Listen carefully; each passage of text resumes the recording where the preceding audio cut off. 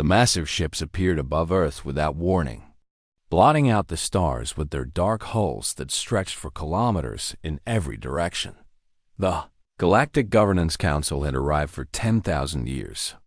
The Council had ruled the known galaxy with absolute authority through a system so simple that no species had ever dared to challenge it, submit and pay tribute, or face total annihilation. 12 ancient civilizations formed the Council's core, each one representing thousands of years of spacefaring experience and technological advancement that made them seem like gods to younger species. The tribute system was efficient and brutal in its simplicity. New species entering the galactic stage would be contacted, evaluated, and given their demand, resources worth 20% of their gross planetary production, access to all technological innovations, and a military draft of their strongest warriors to serve in Council peacekeeping forces. Every species that had ever been contacted had agreed within days. Most took only hours. The Council's lead ambassador, Thalzara of the Ven Collective, descended to Earth's surface with the confidence of someone who had performed this ritual 200 times before. Across 200 different worlds, she had never once been refused the United Earth. Assembly had prepared their grandest chamber for the meeting, filling it with representatives from every nation and colony world that humanity had established in their brief 2 centuries of interstellar expansion. Secretary General Maria Santos stood at the podium, a woman in her 50s with steel gray hair and eyes that had seen humanity claw its way from a single planet to a dozen colony worlds through sheer determination and sacrifice. Philxar's form shimmered as she materialized on the stage through their matter transportation technology, a crystalline body reflecting light in ways that seemed to defy physics. "Greetings, humanity," she began, her voice translated instantly into every Earth language through quantum communication devices. "The Galactic Governance Council welcomes you to the community of civilized species. We acknowledge your achievement in reaching beyond your home system and establishing independent colonies on 12 worlds within your local stellar neighborhood. As is custom and law throughout the galaxy, we now present the terms of your integration into the greater galactic order." The chamber fell silent as holographic displays materialized in the air, showing detailed breakdowns of what the Council demanded: 20% of all resources extracted from Earth and its colonies, complete access to all human technology, including biological, digital, and mechanical innovations, a military draft requiring 15% of humanity's population between the ages of 18 and 40 to serve in Council forces for a minimum term of 20 standard years. These terms are non-negotiable. Dalzara continued, her tone carrying the weight of absolute certainty. "They have been accepted by every species that has come before you. You have 72 Earth hours to confirm your acceptance. Failure to comply will result in compliance measures, which I assure you, you do not want to experience." The delegates murmured among themselves, and Thalzara could sense the fear beginning to take root. As it always did, this was the moment when species realized how small they truly were in the vast galaxy, how powerless against forces that had conquered and ruled for millennia. Secretary General Santos stepped forward to the podium. "Ambassador Thalzara, I want to make sure I understand completely," she said, her voice steady and clear. "You are demanding that humanity surrender 1/5 of everything we produce, all of our knowledge and discoveries, and millions of our children to serve in your military." "That is correct," Thalzara replied. "These are the standard terms, and if we refuse?" The question hung in the air like a thunderclap. The Tsar's crystalline form seemed to pulse with what might have been amusement or perhaps disbelief. "Refuse?" she repeated, the words sounding strange in her translated voice, as if she hadn't spoken it in centuries. "Species do not refuse the Council." "Well," Santos said, squaring her shoulders and looking directly at the alien ambassador. Humanity does. We refuse. The chamber erupted into chaos as some delegates shouted in agreement while others cried out in fear at what this defiance might bring. Sarah stood motionless for several long seconds, her alien mind processing something it had never encountered before in 200. First contacts. You do not understand the forces you are challenging, she finally said, her voice taking on a harder edge.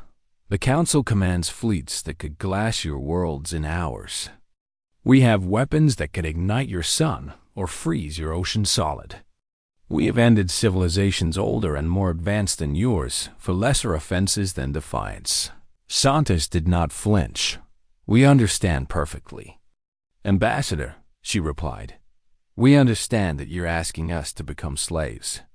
We understand that you expect us to hand over our children and our freedom because every other species has been too frightened to say no. But humanity has faced extinction before.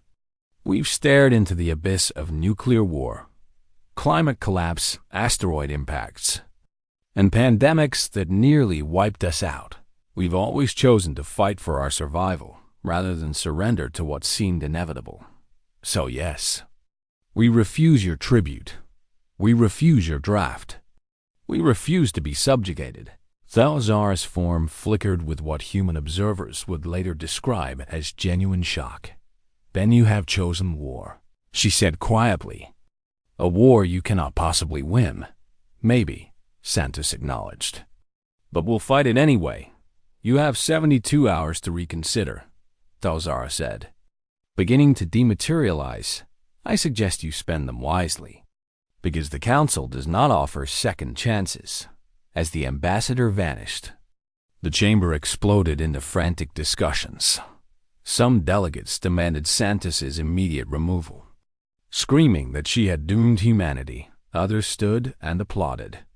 Tears streaming down their faces, Santos activated the emergency broadcast system, her image appearing on every screen across Earth and all 12 colony worlds. People of Earth and the colonies, she began. Today we were given a choice between slavery and freedom. We chose freedom. I won't lie to you about what's coming. The Galactic Council commands forces beyond our current ability to match in open battle. They will try to break our will, to make us regret our defiance. But I know humanity. I know that when we're pushed to the wall, when we're told we have no choice but to submit, that's when we're at our most dangerous, starting immediately. Every ship is being recalled to Sol System. Every colony is being fortified. Every factory is being converted to military production. Every engineer, every scientist, every person with skills that can help us defend ourselves will be mobilized. We will turn our solar system into a fortress that the Council will choke on. They've conquered hundreds of species, but they've never faced humanity. They've never faced a species that would rather die free than live on their knees. The Council believes we'll break.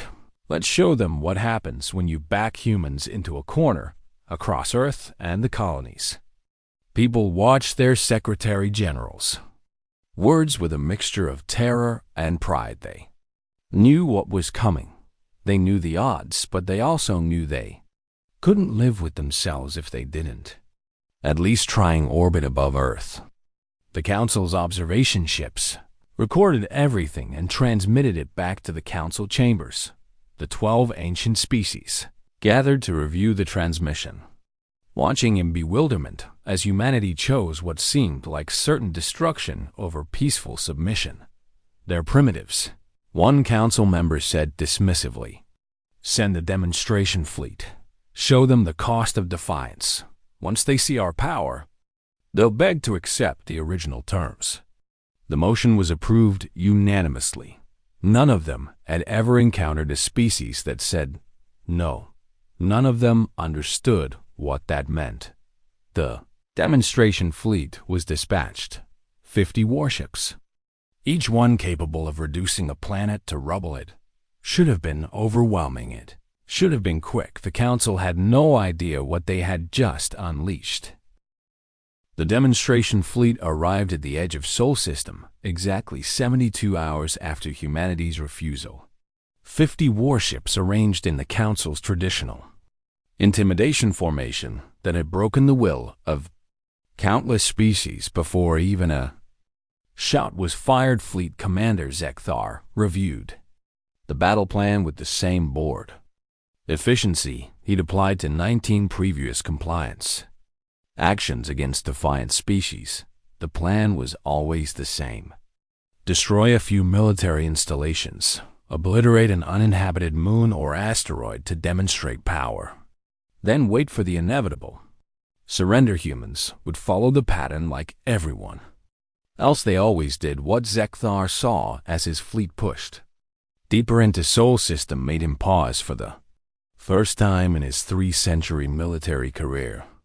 The solar system had been transformed. Every asteroid in the belt had been moved, repositioned, turned into weapons, platforms bristling with railguns and missile batteries that humanity had clearly built in a frantic 72-hour construction marathon. The gas giant Jupiter's moons had become fortress worlds, their surfaces covered in defense installations. Mars, barely terraformed when the Council first arrived, now hosted atmospheric processors running at maximum capacity to create smokescreens that would interfere with targeting systems, and Earth itself sat in the center of a sphere of satellites, space stations, and defense platforms so dense that it looked like a second asteroid belt.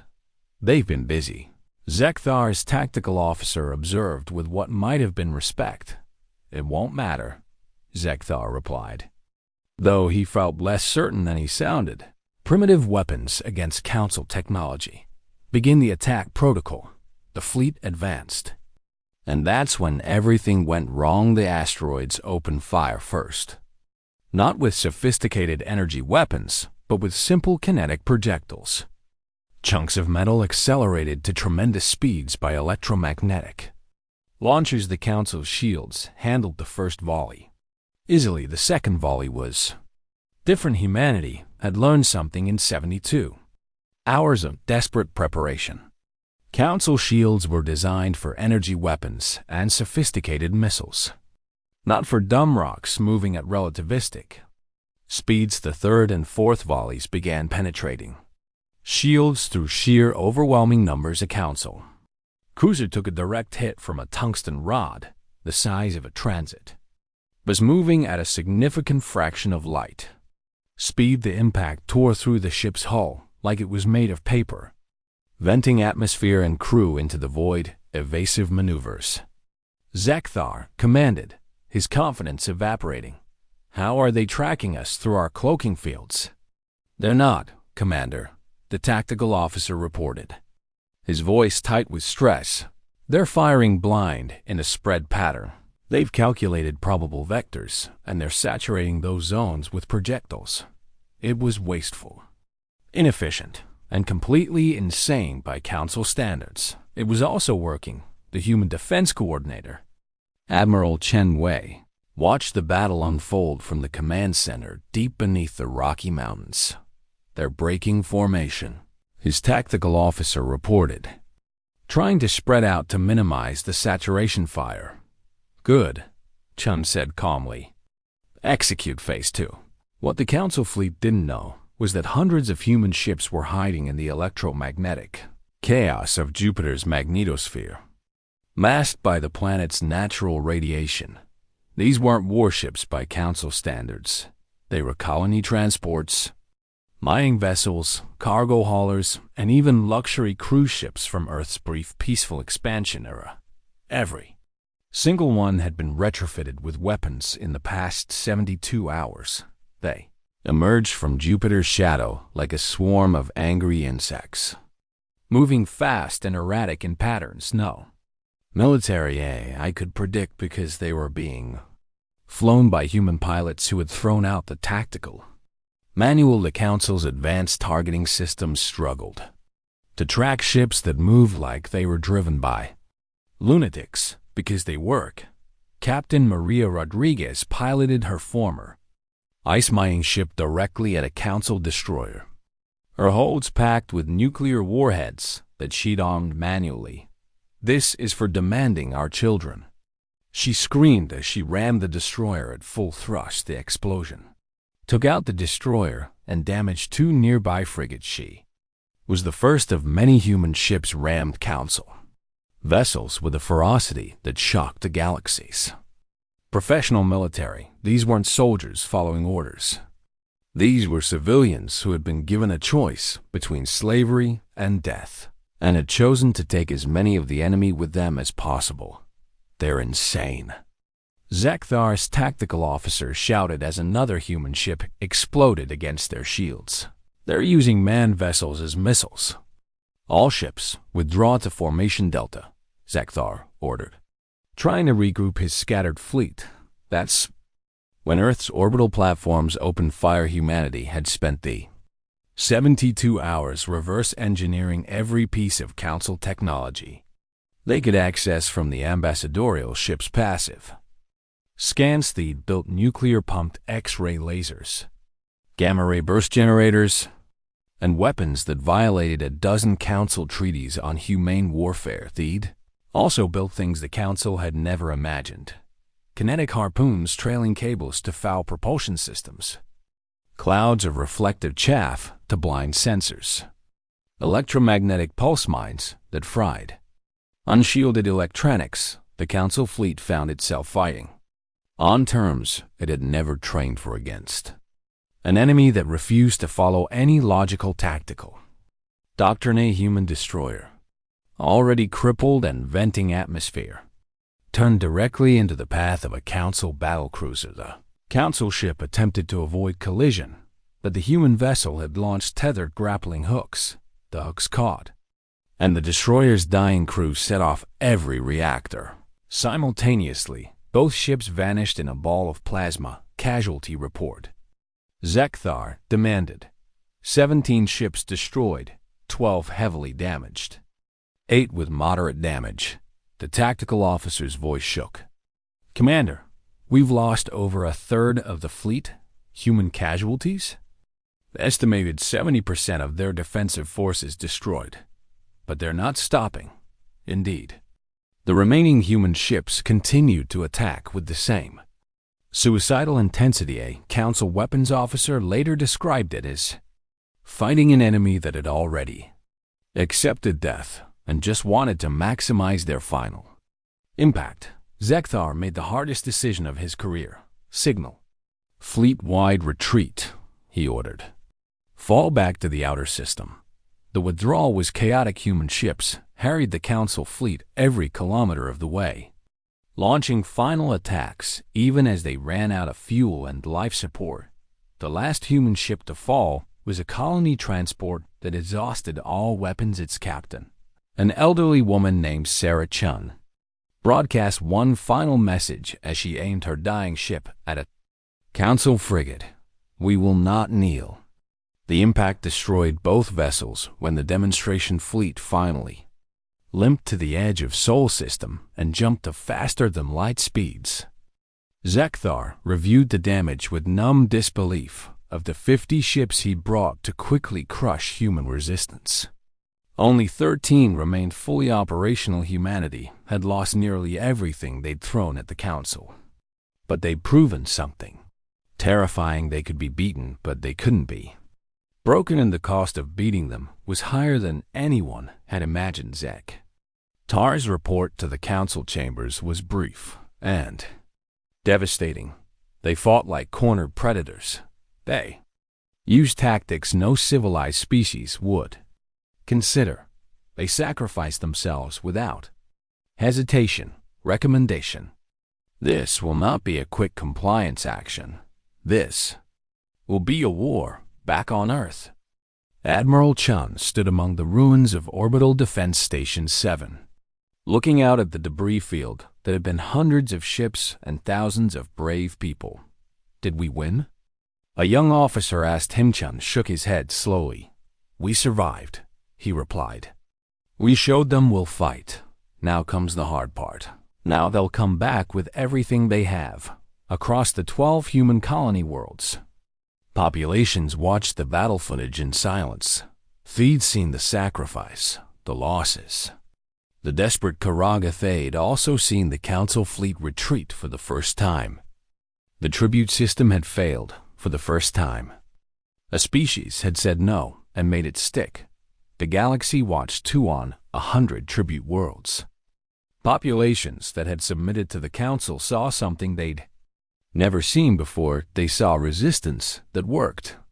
The word no began to spread like wildfire through the stars. The Council convened an emergency session. The conservative faction demanded overwhelming retaliation. The moderate faction urged caution, but all of them knew one truth. They couldn't back down now. If humanity's defiance succeeded, the entire tribute system would collapse. Every species they'd subjugated would rise up. The war had begun. 3 years had passed since the Battle of Seoul, and the war had settled into a brutal stalemate that defied everything the Galactic Council understood about compliance actions. The Council had established a blockade around human space, cutting off Earth and its 12 colony worlds from each other with a ring of warships and automated defense platforms. The strategy was simple: isolate, starve, and wait for humanity to fracture under the pressure of separation and scarcity. It should have worked within months. Instead, 3 years later, humanity was still fighting. Admiral Thelvok commanded the blockade fleet from his flagship, watching with growing frustration as yet another human blockade runner slipped through his detection grid. The ship was primitive, cobbled together from civilian components and shielded with what appeared to be sheets of lead and ice. It shouldn't have worked yet. Somehow, humans kept finding ways to communicate between their isolated worlds, to ship supplies and personnel through blockades that had contained species far more technologically advanced. How do they keep doing it? He muttered to himself. His tactical officer, a younger Ven who'd studied human history, had a theory. They're not following logical protocols.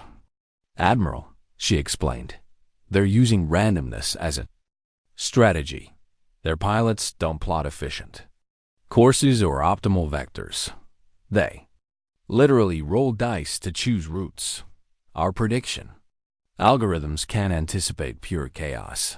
Thelvok wanted to dismiss this as nonsense, but the evidence was undeniable. Humanity was fighting a war of adaptation, turning every limitation into a weapon on Earth's colony world of New Beijing. Governor James Rodriguez stood in what used to be a luxury residential dome and was now a munitions factory. Colony had been cut off from Earth for 3 years, expected to collapse within 6 months once their imported food supplies ran out. Instead, they'd converted every available space into hydroponic farms, turned their decorative parks into food forests, and discovered that the local alien vegetation was actually edible if processed correctly. Production report. Rodriguez asked his logistics coordinator, "We're now producing more ammunition than we consume," she replied with tired pride. The new railgun design is simpler and more reliable than the Earth models. Food production is at 115% of minimum requirements. We've started exporting surplus to the resistance cells on the Council tribute worlds. Rodriguez allowed himself a thin smile. That was the thing the Council hadn't anticipated. Humans didn't just adapt. They thrived under pressure. Every colony had become self-sufficient through sheer necessity. New Beijing manufactured weapons. New Shanghai produced medicines, and biotech Nova Terra had become the breadbasket, feeding not just itself but smuggling food to other colonies. The outer colonies had turned their mining operations into mobile fortresses that the Council couldn't pin down. But the real shock to the Council system was happening beyond human. Space Captain James Chun sat in the cramped cockpit of his stealth scout ship, the Defiant Spirit, as it drifted through the debris field at the edge of Council spaces. Mission had been desperate when it launched 2 years ago. Reach the contested rim, the region of space where the Council's control was weakest. and proved that humanity still existed. Still fought. What he found there changed everything. The contested rim was home to dozens of species that had been subjugated by the Council within the last few centuries. Too recent to have fully internalized their submission, they paid tribute. But they remembered Freedom Chan's first broadcast had been Simplehead's transmitted footage of the Battle of Seoul, of human ships ramming Council vessels, of Secretary General Santos's speech. Then he'd said 5 words that would echo across 100 worlds. We said no, and survived. The response had been electric within weeks. Covert support began flowing to human space for Rim-world supplies. Marked as tribute to the Council were secretly diverted intelligence. On Council fleet movements found its way to human commanders, and most dangerous of all, the word resistance began appearing in communications between Rim worlds. Chun established contact with resistance cells on 17 different worlds. They were small, cautious, and terrified, but they were there on the world of Krevnar. A species called the Breviks had begun passive resistance, working slower, making mistakes in tribute calculations, accidentally damaging Council equipment. It wasn't much, but it was a crack in the foundation. Chun recorded their stories, their small acts of defiance, and broadcast them back to human space. Morale, which had been flagging under 3 years of blockade and grinding war, surged. Humanity wasn't alone anymore. The Council's internal meetings had become increasingly heated. The conservative faction, led by the Ancient Ven Collective, demanded total war, destroy their worlds. High Counselor Zekvar demanded, his crystalline form pulsing with anger, make an example that will echo for 10,000 years. Show the galaxy what happens to species that refuse the tribute. The moderate faction, surprisingly led by Ambassador Thelzara, argued for a different approach. If we glass their worlds, we prove every word of their propaganda true, she countered. We show the galaxy that the Council maintains order through genocide. The Rim is already unstable. Such an action could trigger widespread rebellion. And what do you propose? Zekvar challenged. We cannot appear weak. We cannot let their defiance stand. I propose we break them militarily, Thelzara said coldly. Show that resistance leads only to military defeat, not martyrdom. Target their colonies. Force them to choose between defending Earth or saving their settlements. Crush them psychologically, the Council voted. And Thelzara's proposal won by a narrow margin. A massive fleet was assembled, the largest military force the Council had deployed in 1,000 years. Its target, the colony of Tau Ceti, humanity's most populous settlement beyond Earth with 5 million civilians. Fleet consisted of 200 warships under the command of Council war leader Drekanor, a veteran of a dozen compliance actions. Intelligence reports indicated Tau Ceti was defended by only 37 human warships and orbital defenses. Though math was simple and brutal, Admiral Sarah Okonkwo commanded humanity's 7th Fleet, a battered collection of 42 warships stationed near the colony of Alpha Centauri. She received the intelligence about the Council fleet heading for Tau Ceti with a sinking feeling. Her fleet couldn't win against 200 Council ships. Basic mathematics said they'd be wiped out in hours, but Tau Ceti held 5 million civilians, including her own daughter and grandchildren. She called her captains together for a virtual conference. The Council is sending 200 ships to massacre Tau Ceti, she told them bluntly. We have 42. Command is scrambling reinforcements, but they won't arrive for 6 days. We need to buy those 6 days. I won't order anyone to certain death.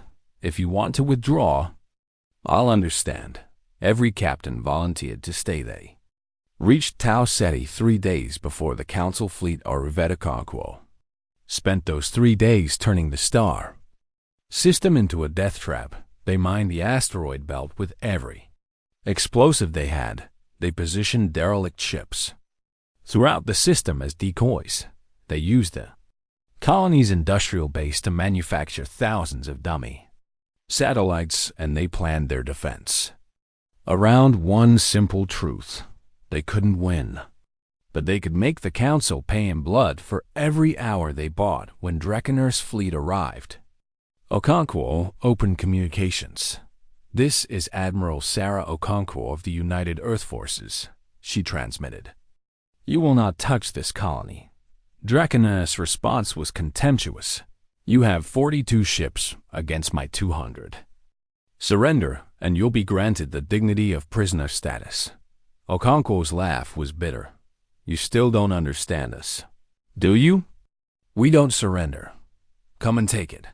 The Battle of Tau Ceti began for 6 days. Okonkwo's fleet fought like cornered wolves. They used the asteroid belt, turning it into a maze where Council ships couldn't bring their numerical advantage to bear. They employed hit-and-run tactics, striking from unexpected angles and retreating before the Council could respond. They sacrificed ships to protect the colony, ramming Council vessels when they ran out of ammunition. Okonkwo herself commanded from the bridge of the U.S. Indomitable, coordinating a defense that military historians would later call one of the most brilliant holding actions in history. On the 5th day, with only 12 human ships still operational, Dreckener sent a message: "You've lost. Admiral, surrender the colony, and I'll spare your remaining ships." Okonkwo's response was broadcast across the system. "To every human ship and colony installation, we hold on the 6th day." With only 3 human ships left fighting, reinforcements arrived. 68 warships pulled from every corner of human space. The combined fleet struck the Council forces from behind, while Okonkwo's survivors attacked from the front. The Battle of Tau Ceti ended with the Council fleet in retreat. Having lost 73 ships, the humans had lost 39, but they'd held 5. Million civilians lived because 42 ships refused to yield.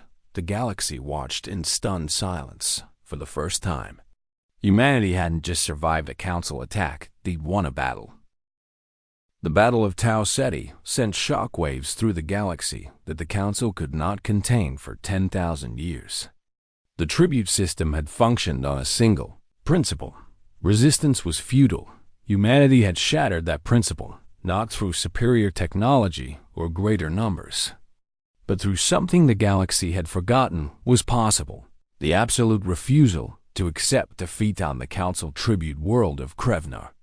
Young Breviks named Telmara watched the battle footage that had been smuggled onto their planetary network. She watched Admiral Okonkwo's battered fleet hold against impossible odds. She watched human ships sacrifice themselves to protect civilians, and she watched the Council fleet retreat. Something crystallized in her mind at that moment: if humans could say no, so could the Breviks. Telmara began organizing meetings in secret, gathering others who remembered when their world had been free within months. Passive resistance on Krevnar escalated to active sabotage. Council tribute shipments began arriving with defective equipment. Production quotas mysteriously fell short, and when Council enforcers arrived to investigate, they found uncooperative populations and accidents that seemed too convenient to be coincidental. The same pattern repeated on 17 other rim worlds. The Council's iron grip was developing cracks in the Council chambers.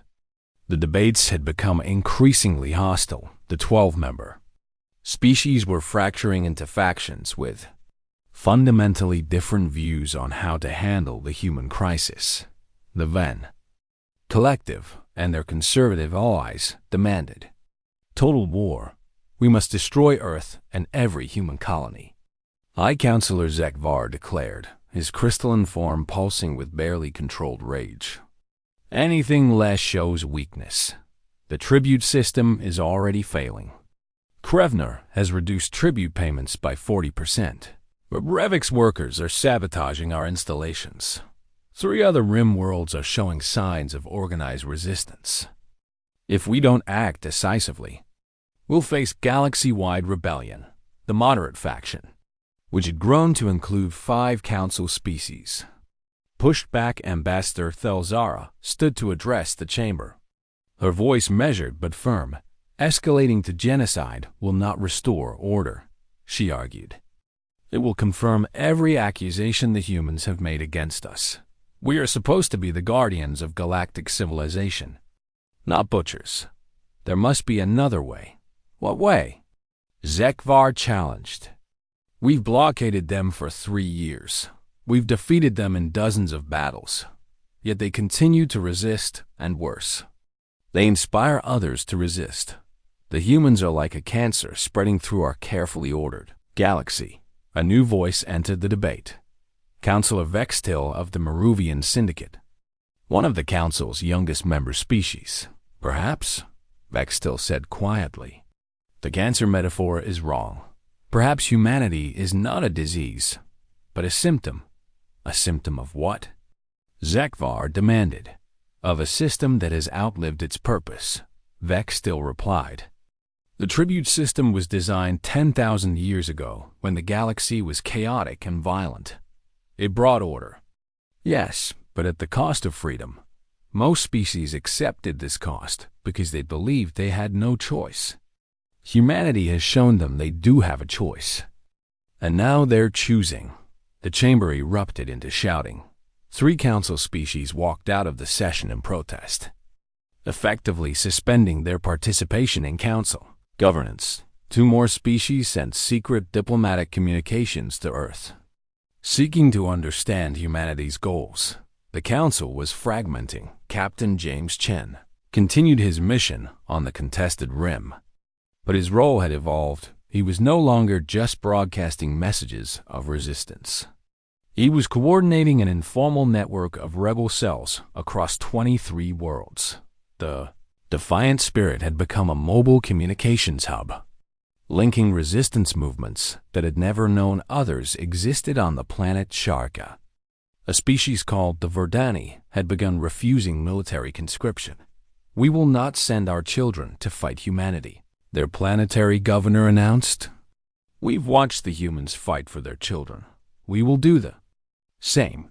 Council enforcers arrived to compel compliance. The Verdani population surrounded their military recruitment centers with peaceful protesters when the enforcers attempted to disperse the crowds with force. The protests turned violent. 3 council enforcers died in the riots that followed. The council sent a peacekeeping battalion to restore order. Chung intercepted their communications and transmitted the information to human intelligence. At 24 hours later, a human strike force arrived at Sharka with a proposition. We can't free you, the human commander told the Verdani resistance leaders. But we can give you weapons to free yourselves. The armed shipment that followed was small, barely enough to outfit a few thousand fighters, but it represented something revolutionary. An outside species actively supporting rebellion against the council. The Verdani resistance grew bolder within 6 months. They'd driven council forces off 2 of their 3 continental landmasses on Earth. Secretary General Santos, now in her 60s and showing the strain of 4 years of constant war, addressed the United Earth Assembly. The council is fracturing, she told the gathered delegates. 3 species have withdrawn from council sessions. 5 more have opened secret diplomatic channels with us. 23 tribute worlds are in various stages of rebellion, but we must not become complacent. The conservative faction is pushing for a final total assault on Earth. They're assembling the largest fleet in council history. Intelligence estimates suggest 500 warships. 500, she repeated, letting the numbers sink in. Against our current fleet strength of 237 operational vessels. We cannot win that battle through conventional means. The assembly fell silent, so we won't fight conventionally. Santos continued. We're going to do something the council won't expect. We're going to negotiate. The announcement shocked the assembly. Negotiate? One delegate shouted. After 4 years of war, after everything we've sacrificed? Not surrender, Santos clarified. Negotiation from a position of strength. We're going to propose something the galaxy has never seen. A voluntary galactic assembly where membership is a choice, not a compulsion, where species contribute based on mutual benefit, not enforced tribute. The Council will never agree. Another delegate protested. The conservative faction won't, Santos agreed. But the moderate faction might, and if we can split the Council, get even half of them to support a new system, the tribute network collapses entirely. The strategy was risky, but it was also humanity's best chance. Santos sent a formal communication to Ambassador Thelzara, requesting negotiation. Shellix brought the proposal to the Council chambers. The debate that followed was the most contentious in 10,000 years of Council governance, and the conservative faction dismissed it outright as human manipulation, but Vextil and 4 other Council species saw an opportunity. We can end this war, Vextil argued, not through genocide, but through evolution. The tribute system is already dying. We can either cling to its corpse, or we can build something new. The vote that followed would determine the fate of the galaxy. 7 species voted to continue total war until human surrender. 5 voted to negotiate. The Council had deadlocked for the first time in recorded history, unable to reach consensus. The Council's unity shattered. 3 species formally withdrew from the Council, declaring neutrality in the human conflict. 2 species went further.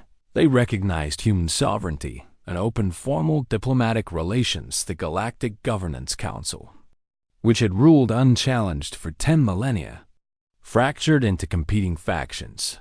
The conservative faction, led by the Venn Collective, refused to accept this outcome. They began assembling their promised fleet. 500 warships drawn from the 7 species, still committed to crushing human resistance. But now they weren't fighting for the Council. They were fighting to preserve their own power. The moderate faction, led by Thelsar's Venn dissidents and Vextil's Maruvians, faced a choice. They could stand aside and let the conservatives destroy humanity, or they could actively oppose their former allies in a closed session. Thelzara met with her moderate coalition. If we allow the conservatives to glass Earth, we become complicit in genocide, she told them.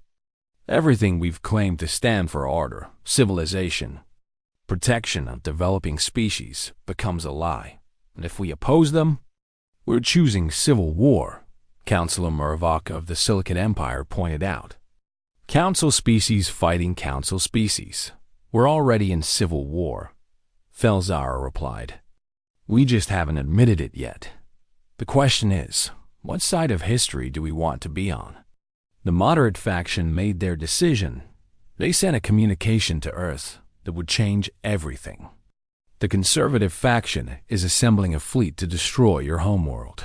We cannot stop them alone, but we can help you stop them. Will you accept our alliance?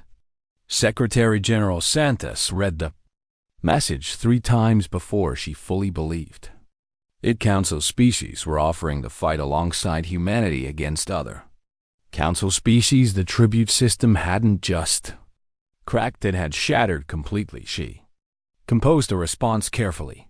We will accept your alliance, but not as subjects, as equals. If we fight together, we build together. A new galactic order based on choice, not compulsion. Thalzara's response came quickly. Agreed. Let's show the galaxy what's possible when species work together freely. The battle lines were drawn, but not as anyone had expected. It wasn't humanity against the Galax. The conservative fleet assembled at the edge of Council space. 500 warships representing 7 species united by a single goal. Preserve the tribute system by making an example of humanity. High Councilor Zekvar commanded the fleet personally from his flagship, Eternal Order, a massive dreadnought that had subjugated 37 worlds over its 3-century service. He addressed his fleet with absolute confidence. Today, We restore the natural order of the galaxy. He transmitted to all 500 ships for 10,000 years. The tribute system has brought peace and stability. One primitive species has threatened that order through defiance and violence. We will end their rebellion permanently. When we finish, Earth will be a lifeless rock. A warning to any species that considers following their example. The galaxy will remember this day as the moment order was restored. The fleet entered faster than light travel. Heading directly for Sol System, they expected to face humanity's full military strength. Perhaps 300 warships, defending their homeworld in a desperate last stand. What they found instead shocked the Earths. Defensive perimeter was manned by only 150 human warships. The rest of humanity's fleet was nowhere to be seen. There, abandoning their homeworld? Zekvar's tactical officer asked in confusion. Impossible, Zekvar replied. They fought for 4 years to protect Earth. This must be a trap. He was partially right. Admiral Sarah Okonkwo, now commander of all human military forces, stood on the bridge of her flagship, UES, Indomitable, and watched the conservative fleet approach. Beside her stood Ambassador Thelzara, who had crossed lines she never imagined crossing. Your fleet is in position? Okonkwo asked. 200 ships hidden in the outer solar system. Thelzara confirmed. Another 150 holding at the asteroid belt. When Zekvar commits to attacking Earth, we'll have him in a vice. He's expecting a trap, Okonkwo said. He won't commit fully until he's certain. Then we give him certainty, Thelzara replied grimly on Earth. Secretary General Santos prepared for the most important broadcast of her life. She stood in the ruins of Geneva, where the old United Nations building had been destroyed in a Council orbital strike 2 years ago behind her. The reconstruction efforts were visible, humans rebuilding, as they always did, people of Earth and the colonies, she began. Her words transmitted across all human worlds and to every ship in space. 4 years ago, the Galactic Council arrived and demanded we submit. They demanded our resources, our technology, and our children. We refused. They said we couldn't win. They were right. We couldn't win by their rules, fighting their kind of war. So we changed the rules. We showed the galaxy that resistance was possible. We inspired others to find their courage. And now, the Council itself has fractured. Species that once enforced the tribute system are now fighting to end it. Santos paused, looking directly into the camera. Today, a fleet of 500 warships approaches Earth to punish us for our defiance. They come to make an example of us, to terrify the galaxy back into submission. But they don't understand what they're really facing. They're not just fighting humanity anymore. They're fighting an idea that sentient beings should be free to choose their own destiny. That idea cannot be killed with warships. Whatever happens today, that idea will survive, and it will spread. Zekvar watched the broadcast with cold fury. She's trying to make martyrs of herself and her species, he said. It won't work. When Earth is destroyed, the rebellion will collapse. Fear will restore order. He gave the command to advance. The conservative fleet moved toward Earth in their traditional battle formation, confident in their overwhelming numerical advantage. That's when Thelzara's moderate coalition fleet dropped their cloaking fields. 200 warships appeared on the conservative fleet's flank. Council vessels bearing modified transponders that declared their allegiance to a new cause. This is Ambassador Thelzara to all ships. She broadcast on all frequencies. The tribute system is over. We will not participate in genocide. We will not enforce slavery. Stand down or be fired upon. Zekvar's response was immediate. You traitors to the Council and to Galactic Order, he snarled. Destroy them. The battle for Earth began. But it wasn't the slaughter Zekvar had planned. It was council against council. Conservative against moderate. Old Order against New Vision human ships fought alongside their former enemies, coordinating attacks with species that had blockaded them just months before. The battle was chaos. Admiral Okonkwo directed the human fleet with precision, targeting conservative ships that threatened the moderate coalition forces. Meanwhile, Captain James Chen led a strike force of human and rebel ships from the contested rim, attacking the conservative fleet from behind. The Breviks, Verdani, and 15 other species that had risen in rebellion sent what ships they could. Outdated freighters retrofitted as warships, patrol boats armed with improvised weapons, civilian vessels crewed by volunteers. They were outmatched and outgunned. But they came anyway on the bridge of a converted Brevik's cargo hauler. Telmara piloted her ship directly at a conservative cruiser. For Krevner, she screamed as she fired every weapon she had. Her ship was destroyed seconds later, but the cruiser was crippled across the battlefield. The pattern repeated: sacrifice, courage, and an absolute refusal to yield. The conservative fleet had the numbers, but the combined human moderate rebel coalition had something more powerful. They were fighting for a future they believed in, not to maintain a past they feared. Losing 6 hours into the battle, Zekvar realized he was losing. His fleet had destroyed over 100 coalition ships, but he'd lost 200 of his own. The mathematics that had once favored him so heavily had shifted. All ships, concentrate fire on Earth, he ordered desperately. If we can destroy their homeworld, we still win. The conservative fleet broke formation, rushing toward Earth in a final, vengeful strike. Okonkwo saw it coming. All human ships, intercept course, she commanded. They're not touching our world. The human fleet threw itself between the conservative ships and Earth, trading ship for ship. Life for life, the UES Indomitable took a direct hit that tore through its hull. Okonkwo, bleeding from shrapnel wounds, stayed at her post. Helm, ram that dreadnought, she ordered, pointing at Zekvar's flagship. Admiral, we'll be destroyed, her helmsman protested. I know, Okonkwo replied calmly, but we'll take them with us. Everyone who wants to evacuate. You have 60 seconds. No one left the bridge. The Indomitable engine straining, accelerated directly at the eternal Orzek. Watched the human ship approach and finally understood what 4 years of war should have taught him. Humans didn't fight for victory. They fought because surrender was unthinkable. The Indomitable struck the Eternal Order at tremendous velocity. Both ships exploded in a ball of plasma visible from Earth's surface. The conservative fleet, seeing their commander destroyed, began to falter. That's when Thelzar broadcasted to all remaining conservative ships. Zekvar is dead, she announced. The tribute system is dead.